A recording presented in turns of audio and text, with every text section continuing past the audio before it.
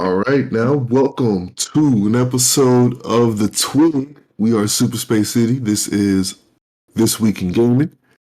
We are your host. We got Space City Dom here. This is me. We got Long Live Devin 18 here. Yeah, what's going on, people?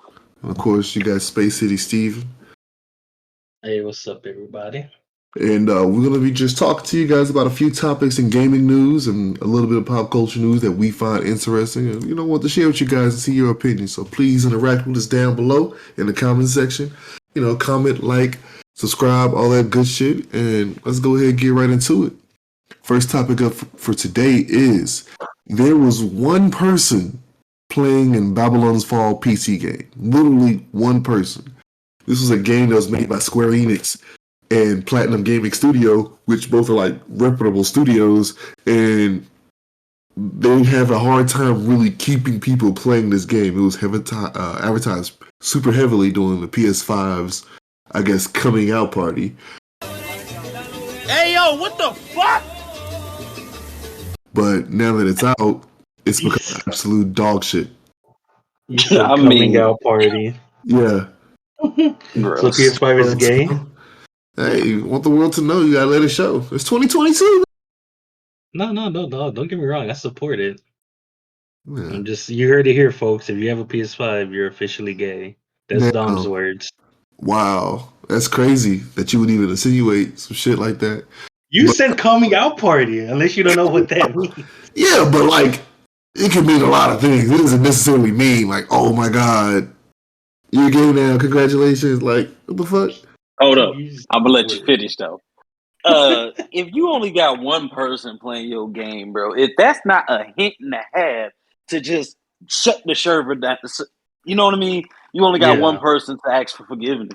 That's a dedicated fan, though. I'm sure there's like somebody out there, the only person that's still playing like Halo 3 and shit. Jesus Christ, that is absolutely terrible. But since then, the game has stabilized to anywhere from 20 to 50 people on average on at a time. But that was a peak for the whole day for 24 hours, which is one person. That's Imagine. Tough. We had a good run, fellas. Not even a good run. They had a run, we'll say that. It wasn't even a run, it was a walk, if anything. Speaking of non-profitable games, Outriders hasn't made a profit from its whole advertising and publishing. They had a strong start with 3.5 million players, but they fell off and now they're insufficient to recover the costs and expenses incurred by the publisher. This was a game that was like heavily advertised when it first came out. And they're saying that they haven't even broke even with that shit. It's crazy because, I pre-ordered this game, after hearing a good amount about it and everything like that. I was one of the ones that was looking forward to it, while it also being, one of the new shooters that will also be available in a PS5 version. High expectations, right? Yeah. First week of it coming out, bro, it was horrible. It kept lagging. I had to make multiple characters, bro. I believe that impact from the beginning carried out through all the rest of the shit that they've done. And I believe this is a game that they're doing no DLC. I mean, not DLC, no in-game purchase currency, microtransactions. They're not doing none of that. So, you know what I mean? They're trying, but at the same time, it was bad. Yeah. This is a Square Enix game, right? Yes.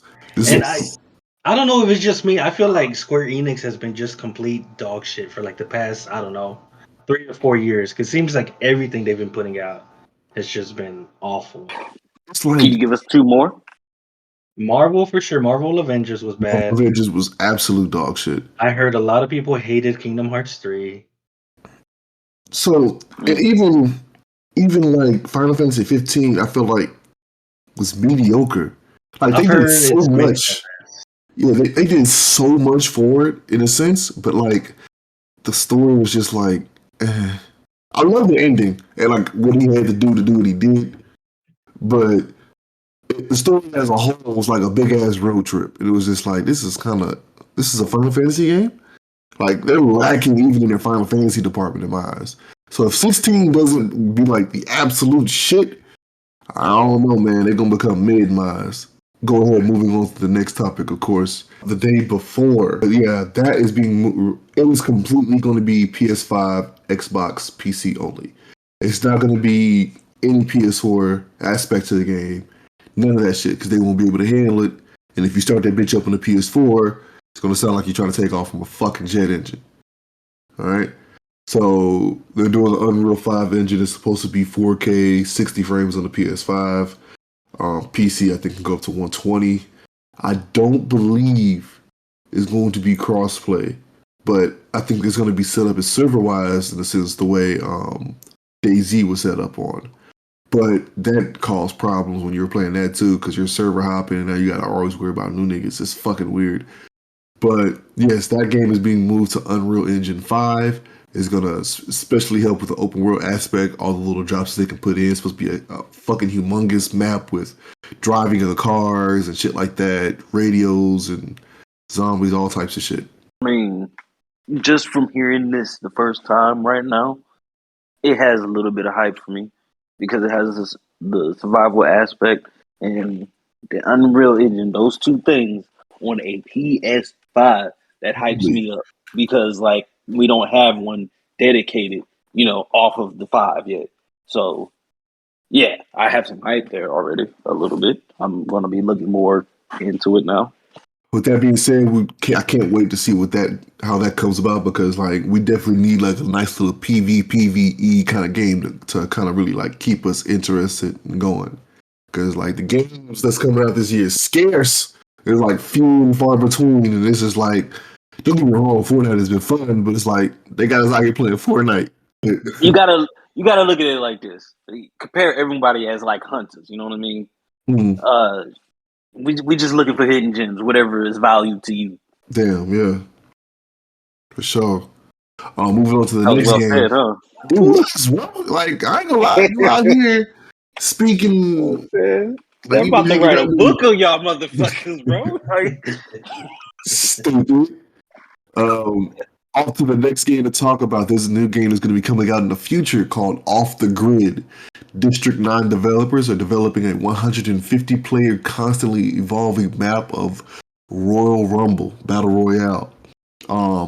They're saying that players have the freedom to control the hardboiled story that unfolds with each decision made. You're directly impacting everyone else's gameplay.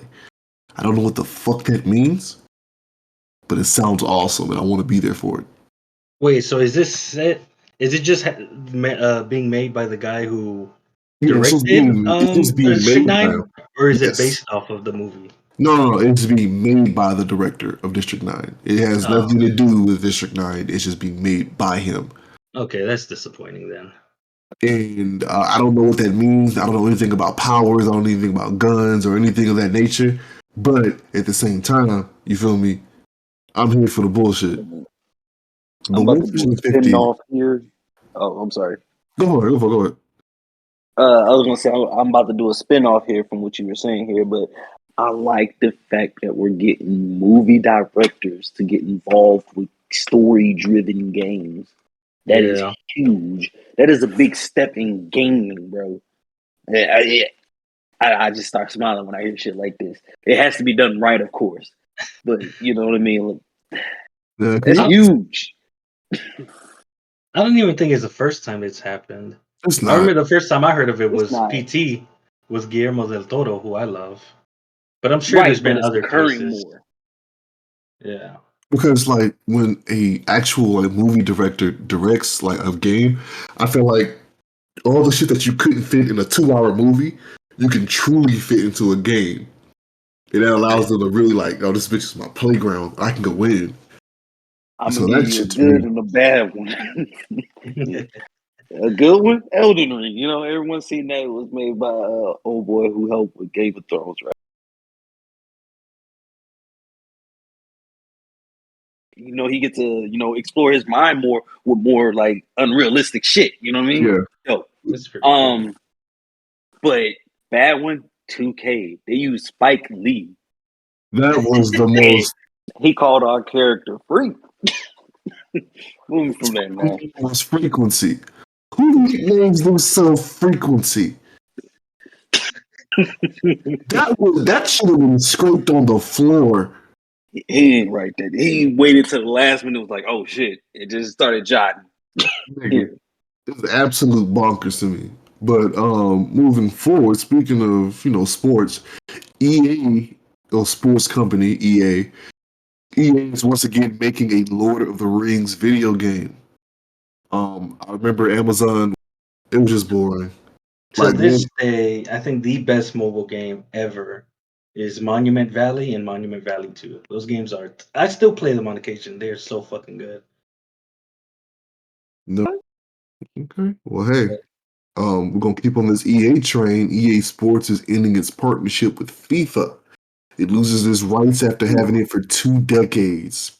EA is trying to soft play losing it by announcing that they're going to continue to put out quality work and not to lose any of its fan base. FIFA is now currently looking for partners of its own where it can try to develop its own sports game. Let me tell you something. EA gonna get hit hard. They are going to feel this shit. This is them talking like they racing. You know what I mean? Like, I got this. This is cool. We all right. We all right. And this shit is about to just cock back and they're gonna feel this. I mean, It's just gonna be based off bad. soccer's popularity, I imagine this is probably one of their biggest selling franchises. It has to So be. that's going to be a It's the hard best hit. soccer game there is right now.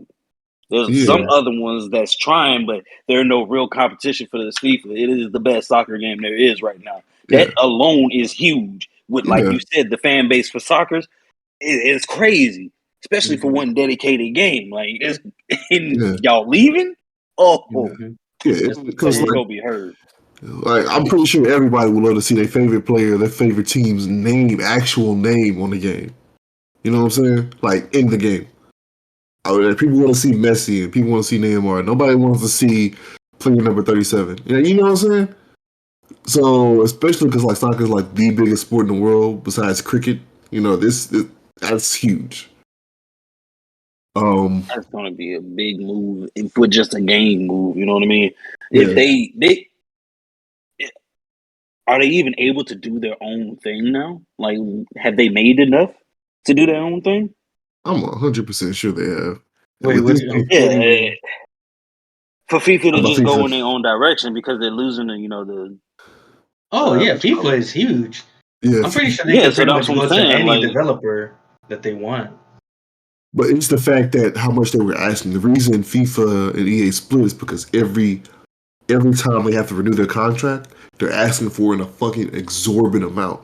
At this point, I think they were asking for a billion, Who is and asking for a billion? FIFA was asking for a billion Um, for the rights, I and then mean, they wanted some of the cut from the microtransactions, which was like, I think the they was all game like, is "No, still, you can't attack the microtransactions, yeah, dog." but the microtransactions, nigga. So that's like the main reason EA was like, fuck you, we'll make a better game without you. which is not gonna happen. It may happen because if EA can superset around that by going to each individual team, which I mean, it sounds like a lot of work, but EA is fucking massive. I'm pretty sure if any company can do it, it's probably them. But we'll see. We'll definitely see how this works out. Moving forward, we got a little bit to talk about is Nintendo. First and foremost, Nintendo's Pokemon Legends Arceus has outsold some classic games. This was a risk for them. It was completely out of the Pokemon norm in the sense of game design and gameplay. And it worked out. It seems they currently sold 12.64 million versus Brilliant Diamond and Shining Pearl combined has sold 14.65 million, and they are currently sitting at 15th overall in Pokemon games, right under Heart Gold and Soul Silver. This game is really like pumping out numbers, and this is seems like a positive risk that Nintendo has taken, and it's paying off by people actually buying their game. When I first saw the game, I was actually fucking excited because it's like, oh shit, open world Pokemon game. It's technically not really open world, but it's open world. Like now we get to go out there and physically throw Pokeballs at a motherfucker, kind of in the sense like Let's Go. But I feel like this is better than Let's Go. Oh yeah, And not even comparable. And now you get to go out there. It's just a really well developed game, and it's completely off from the whole like, oh, we got to just battle trainers type of shit. And I like the way that this game's kind of headed. I agree. I played Arceus. I loved it. I actually completed the Pokédex. Nice. Yeah, like it seems like Game Freak has gotten a lot more bold and has been taking a lot more risks lately. And when I say lately, I mean within like the past Two, few 3 years. years, Yeah. because they did a new Pokemon Snap, which nobody saw coming, and it did really well. It was fucking great to play. They did Pokemon Unite. I mean, who the fuck would have predicted a Pokemon mobile MOBA. of all Yeah. things? And then they put out Arceus, and they're just all of these games. In my opinion, all of them have been pretty good. I mean, Unite's kind of iffy, but the new Snap was good. The Legends was fucking great, and I just hope that in the future Game Freak decides to keep in that direction and keep trying to be new and innovative because Sword and Shield to me was just horrendously bad. It's the first Pokemon generation I completely skipped and I have no regrets. So I hope they keep churning out new shit, good shit, and yeah, we'll see what happens with Scarlet and Violet. But on that note, I think that's all we had to talk to you guys about. If there's anything that you want to add to or say in the comment section, please come on, chime in these conversations, interact with us. We'll definitely get back at you. But thank you guys so much for watching. And go ahead, hit that follow button, that subscribe button, or whatever the fuck it is that you're watching us on. And we'll catch you guys for sure in the next one.